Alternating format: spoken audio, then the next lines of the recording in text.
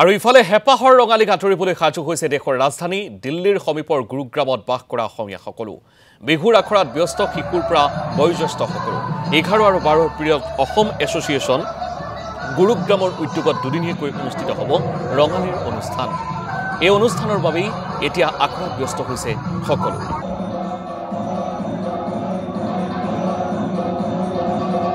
হয়, আমি চাকে আমাৰ দিল্লী এনচিআৰ প্ৰথমবাৰৰ এইটো হ'ব আমাৰ আয়োজন দুদিনীয়াকৈ। 12 আৰু 13 তাৰিখে আমি বিহুখন পাতিবলৈ মনস্থ কৰিছোঁ আৰু 12 তাৰিখে আমাৰ শ্ৰদ্ধাৰ খগেন গগৈ ককাইদেউ, তেখেতক বিহু সম্ৰাট, তেখেতক আমি নিমন্ত্ৰণ কৰি আনিছোঁ। আৰু 13 তাৰিখে আমাৰ নীল আকাশ, আমাৰ য়ং জেনেৰেশ্যনৰ হাৰ্ট থ্ৰব বুলি ক'ব পাৰি, তেখেত আহিব গীত পৰিৱেশন কৰিবলৈ। আৰু তাৰ উপৰিও আমাৰ স্থানীয় মহিলাসকলৰ দ্বাৰা কোৰাছ সমবেত সংগীত আছে।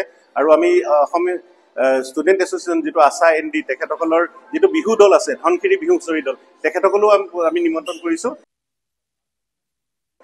হয়, আমি চাকে আমাৰ দিল্লী এনচিআৰ প্ৰথমবাৰৰ এইটো হ'ব আমাৰ আয়োজন দুদিনীয়াকৈ।